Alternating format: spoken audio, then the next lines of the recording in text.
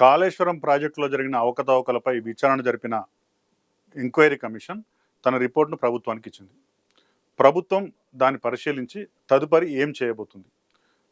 Commission తన విచారణలో ఏమేం చెప్పదలుచుకున్నదో ఆ విషయాలని చెప్పేసింది. ఆ రిపోర్ట్ ఇప్పుడు ప్రభుత్వం చేతిలో ఉంది. ఈ రిపోర్ట్ ఆధారంగా ప్రభుత్వం ఏం చేయబోతుంది, ఆ రిపోర్ట్ ఆధారంగా నేరుగా కేసులు పెట్టి బాధ్యులపై చర్యలు తీసుకోవడం అంటే అరెస్ట్ చేయడం లాంటివి చేయవచ్చా, లేకుంటే ఇంకేమైనా లీగల్ ప్రొసీజర్ ఉంటుందా, అసలు ఏం చేయవచ్చు, గవర్నమెంట్ ముందున్న మార్గాలేంటి, ఈ విషయంపై మనం పూర్తి సమాచారం తెలుసుకోవడం కోసమే ఈ వీడియో చేస్తున్నాం.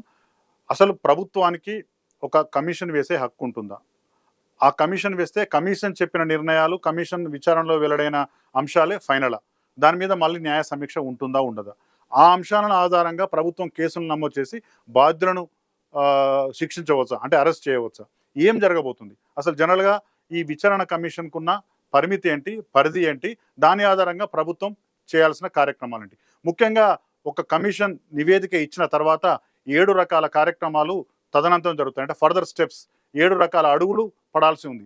వాస్తవంగా భారతదేశానికి స్వాతంత్రం వచ్చిన కొత్తలోనే ప్రజా ప్రయోజనం కలిగిన అంశాలపై ఏమన్నా ఫిర్యాదులు కానీ, అభ్యంతరాలు కానీ, లేకుంటే ప్రభుత్వానికి ఏమైనా అనుమానాలు కానీ కలిగితే దాని మీద ఒక విచారణ కమిషన్ వేసే బాధ్యతను ప్రభుత్వాలపై ఒక యాక్ట్ పెట్టింది. అదే the commission of enquiry act 1952. ఈ యాక్ట్ ప్రకారమే ఇవాళ తెలంగాణలో కూడా విచారణ కమిషన్ ఏర్పాటైంది. జనరల్గా విచారణ కమిషన్ అధికారుల స్థాయిలో ఉండవచ్చు, జడ్జిల స్థాయిలో ఉండొచ్చు, అది సిట్టింగ్ జడ్జిలు కావచ్చు, లేకుంటే రిటైర్డ్ జడ్జిలు కావచ్చు. ఇవాళ వేసింది మాత్రం రిటైర్డ్ జడ్జ్ పినాకిని చంద్ర ఘోష్ అనే సుప్రీంకోర్టు మాజీ న్యాయమూర్తిని 2014 మార్చిలో ఈ ఏకసభ్య కమిషన్ వేశారు.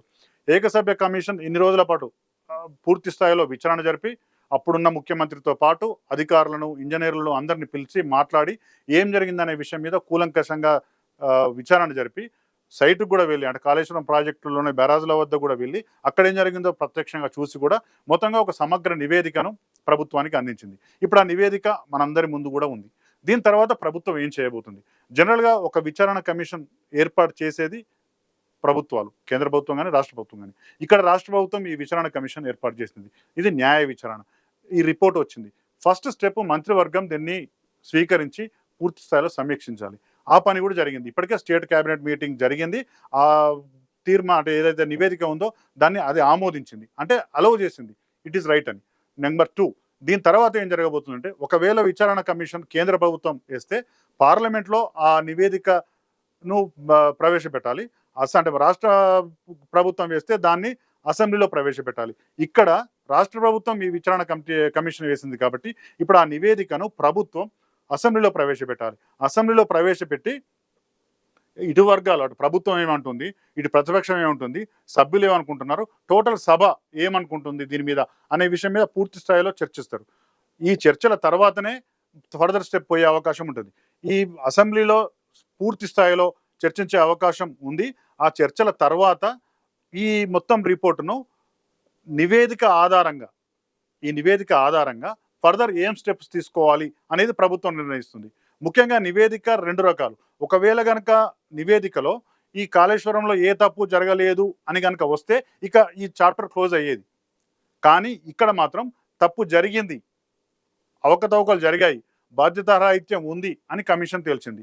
మాజీ ముఖ్యమంత్రి కె చంద్రశేఖరరావు, మాజీ మంత్రులు హరీష్ రావు, ఈటెల రాజేందర్, దాదాపు 18 మంది అధికారులు, అందులో సీనియర్ ఐఏఎస్ ఆఫీసర్లు ఎస్కే జోషి, స్మితా సబర్వాల్, వీరందరూ కూడా బాధ్యతారహితంగా వ్యవహరించారు అనే విషయం చాలా స్పష్టంగా పేర్కొన్నారు. కాబట్టి ఈ నివేదిక ఆధారంగా చర్యలు తీసుకోవాల్సిన బాధ్యత ఇప్పుడు ప్రభుత్వానికి ఉంటుంది. ఒకవేళ నివేదికలో కనుక ఏ తప్పు జరగలేదు అంటే ప్రభుత్వం ఇక్కడితో ఈ విషయాన్ని క్లోజ్ చేయవచ్చు. కానీ ఇప్పుడు అట్లా కాదు. కమిషన్ ఆల్రెడీ ఇందులో అవకతవకలు జరిగాయి, బాధ్యతారాహిత్యం ఉంది, ఆర్థికపరమైనటువంటి లోపాలు ఉన్నాయి, ప్రొసీజర్ ల్యాప్సెస్ ఉన్నాయి, ఇంకా చాలా రకాల విషయాలను కమిషన్ చెప్పింది. కాబట్టి దీని మీద ఖచ్చితంగా చర్యలు తీసుకోవాల్సిన బాధ్యత ప్రభుత్వానికి ఉంటుంది. అది చట్ట ప్రకారం. ఇక 4వ స్టెప్లో అడ్వకేట్ జనరల్కు ఈ రిపోర్ట్ ఇస్తారు. అడ్వకేట్ జనరల్ మొత్తం భారత చట్టాల్లో, అంటే శిక్షా స్మృతిలో కానీ లేకుంటే క్రిమినల్ ప్రొసీజర్లో కానీ ఏ రకమైన చట్టాలను చూసి చట్టాలు, అందులో ఉన్న సెక్షన్లు, ఇక్కడ జరిగిన అంశాలు, ముఖ్యంగా ఏంటి ఆర్థికపరమైన అంశాలు ఉన్నాయి. ఎస్టిమేట్లు పెంచారు, ఎక్కువ వడ్డీకి తెచ్చారు అనే ఆర్థిక అంశాలతో పాటు అధికార దుర్వినియోగం, అంటే మాజీ సీఎం కేసీఆర్తో పాటు అప్పుడున్న మంత్రులు బాధ్యతారహితంగా వివరించారు, తమ అధికారాలను దుర్వినియోగం చేశారు అనే అంశం నివేదికలో ఉంది. అంతేకాకుండా అధికారుల బాధ్యతారాహిత్యం కూడా ఇక్కడ స్పష్టంగా నివేదికలో పేర్కొన్నారు. ఇంజనీర్ల లోపాలను కూడా చెప్పారు. కాంట్రాక్టర్ల లోపాలు కూడా చెప్పారు. అంతేకాకుండా విచారణ కమిషన్కు తప్పుడు సమాచారం అందించారు. మంత్రివర్గ సమావేశంలో తీర్మానం చేయకుండా తీర్మానం చేసినట్టు ఇలాంటి కొన్ని తప్పుడు సమాచారం కూడా అందించారు. టోటల్గా ఇవన్నీ తప్పులున్నాయి కాబట్టి ఈ తప్పులన్నిటి మీద చర్యలు తీసుకునే అధికారం ప్రభుత్వానికి ఉంటుంది. ఏ సెక్షన్ల కింద ఏ తప్పు ఉంటుంది, దానికి ఎట్లా ఫాలో కావాలి, ఫర్దర్ కోర్టులో కానీ పోలీస్ స్టేషన్లో కానీ కేసు నమోదు చేస్తే ఎట్లా నమోదు చేయాలనే విషయం మీద పూర్తి స్థాయిలో అడ్వకేట్ జనరల్ ప్రభుత్వానికి ఒక సూచన చేస్తారు. ఇదంతా కూడా అఫీషియల్గా జరిగే కార్యక్రమం, అన్అఫీషియల్గా జరిగే కార్యక్రమం కాదు. ప్రభుత్వం అఫీషియల్గానే అడ్వకేట్ జనరల్కు సమీక్ష కోసం ఇస్తుంది. అడ్వకేట్ జనరల్ కూడా అధికారికంగానే ప్రభుత్వానికి తన సూచనలు చెప్తారు. దాని తర్వాత క్రిమినల్ ప్రొసీడింగ్స్ స్టార్ట్ అవుతాయి. అడ్వకేట్ జనరల్ రిపోర్ట్ వచ్చిన తర్వాత ఎవరెవరైతే దీంట్లో బాధ్యులో, ఎవరెవరైతే దోషులుగా తేలినలో, అంటే విచారణ కమిషన్ నివేదిక ప్రకారం వారు ఏ ఏ తప్పులు చేశారో, అంటే ఒక్కొక్కరికి ఒక్కొక్క తప్పు, ఏ తప్పు ఎవరు చేశారు, ఏ బాధ్యతారాహిత్యానికి ఎవరు కారణం, ఏ అధికారి పరిధి ఏంటి, వారు ఎట్లా అతిక్రమించారు, ఇవన్నీ కూడా కూలంకషంగా చర్చించడానికి, విచారించడానికి, దర్యాప్తు చేయడానికి మరొక సిట్టు వేసే అవకాశం కూడా ఉంది. అంటే ప్రత్యేక అధికారుల బృందం కూడా ఈ కేసులో వేసే అధికారం ప్రభుత్వానికి ఉంటుంది. వేస్తుందా వేయదా అనేది వేరు విషయం. కానీ విచారణ కమిషన్ రిపోర్ట్ ప్రకారం ఒక ప్రత్యేక అధికారుల బృందాన్ని వేసి, ముఖ్యంగా పోలీసు అధికారుల బృందాన్ని వేసి, అవసరమైతే అందులో విషయ నిపుణులు కూడా చేర్చి క్రిమినల్ ప్రొసీడింగ్స్ ఫాలో కావడానికి పూర్తి స్థాయిలో దృష్టి పెట్టడానికి ఒక సిట్ ఏర్పాటు చేసే అవకాశం ఉంది. దీంతో పాటు ఒక ప్రత్యేక కోర్టు కూడా ప్రభుత్వం ఏర్పాటు చేయవచ్చు. ఎందుకంటే జనరల్ కోర్టులో కనుక ఈ కేసు పోతే చాలా ఏళ్ళు పడుతుంది విచారణ కాబట్టి సత్వర న్యాయం జరగాలి అనుకున్నప్పుడు ఒక ప్రత్యేక కోర్టు ఏర్పాటు చేసి దానికి ప్రత్యేకమైనటువంటి న్యాయవాదులను నియమించి దీన్ని పూర్తి స్థాయిలో విచారించే అవకాశం ఉంటుంది. మొత్తంగా ఈ ఫస్ట్ 5 స్టెప్పులలో కూడా ప్రభుత్వం ఏం చేయాలి అనేది చాలా క్లియర్ కట్గా మనకు మార్గదర్శకాలు ఉన్నాయి. ఇక ఒకసారి నివేదిక ఇచ్చిన తర్వాత అది ప్రభుత్వం వద్దకు వచ్చింది. ప్రభుత్వం వద్ద నుంచి ఇప్పుడు కోర్టుకు వెళ్తుంది. ఇక భవిష్యత్ అంతా కూడా కోర్టులో తేలబోతుంది. దానికన్నా ముందు 6వ స్టెప్గా ప్రభుత్వం ఇంకొక పని ఏం చేయాల్సి ఉంటుందంటే, ఇది బ్యారేజ్ నిర్మాణం, అంటే ఒక కేసు విచారణ జరిపితే ఒక నివేదిక వచ్చిన తర్వాత అది అయిపోయిన స్టోరీ అయితేనేమో చర్యలు తీసుకుంటారు అధికారుల మీద కానీ, బాధ్యులైన మాజీ మంత్రుల మీద కానీ, ఇంకెవరి మీద. కానీ ఈ కేసులో ప్రాజెక్టు ఇంకా మనుగడలో ఉంది. భవిష్యత్తులో ప్రజలకు, రైతులకు ఉపయోగపడాల్సిన ప్రాజెక్టు. కానీ ఈ రిపోర్టులో ప్రాజెక్టులో అవకతవకలు ఉన్నాయి. ముఖ్యంగా 3 డ్యామ్లు, మేడిగడ్డ, అన్నారం, సుందిల్ల, ఈ 3 బ్యారేజ్లు పనికి వచ్చే పరిస్థితులు లేవు. అందులో నీరు నిల్వ చేయడం కూడా మంచిది కాదు, చాలా నష్టదాయకమని అటు కమిషన్ చెప్పింది. అంతకుముందే నేషనల్ డ్యామ్ సేఫ్టీ అథారిటీ వాళ్ళు కూడా చెప్పారు. దీంతో ఇప్పుడు ప్రాజెక్టులో తదుపరి ఏం చేయాలి? ఆ బరాజులను కొనసాగించడమా, రిపేర్ చేయడమా, మొత్తం తీసేసి కొత్తది కట్టడమా, మొత్తం ప్రాజెక్టును ఎట్లా దీన్ని ఉపయోగంలోకి తేవాలి, ఏం చేయాలి అనే దాని మీద కూడా ప్రభుత్వం ఒక నిర్ణయం తీసుకోవాల్సి ఉన్నది. ఇక 7వ స్టెప్, ఈ 6 కమిషన్ ఇచ్చిన తర్వాత ప్రభుత్వం ఏం చేయాలి. ఇక 7వ స్టెప్ బీఆర్ఎస్ నాయకులకు ఉన్న మార్గం. బీఆర్ఎస్ నాయకులకు కానీ, అటు అప్పుడు అధికారంలో ఉన్నారు, ఇప్పుడు ప్రతిపక్షంలో ఉన్నారు కాబట్టి వాళ్ళకున్న మార్గం ఏంటి.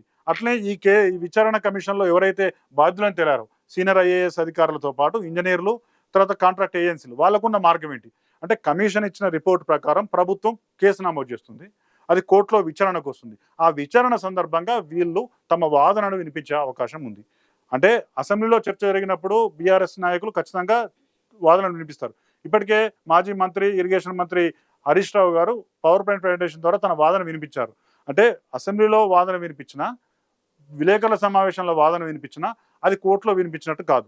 ఈ వాదనలన్నీ కూడా మళ్ళీ కోర్టులో వాదన వినిపించాల్సి ఉంటుంది. ఇటు ప్రభుత్వం తరఫున వాదనలు, ఇటు ప్రతిపక్షం, అంటే ఇప్పుడు గతంలో ఉన్న అధికార పక్షం వాదనలు, అధికారుల వాదనలు, వాళ్ళందరి వాదనలు విన్న తర్వాత కోర్టు పూర్తి స్థాయిలో విచారణ జరిపి దీని మీద ఎవరు బాధ్యులని తెలుస్తుంది. అప్పటి వరకు ఇప్పుడున్న కమిషన్ నివేదిక ప్రభుత్వం కేసును నమోదు చేయడానికి మాత్రం పనికి వస్తుంది, శిక్షించడానికి ఇది పనికిరాదు. శిక్షించడం అనేది పూర్తిగా కోర్టు పరిధిలోనే ఉంటుంది. ఇది ఇవాటికి ఉన్న క్లారిటీ.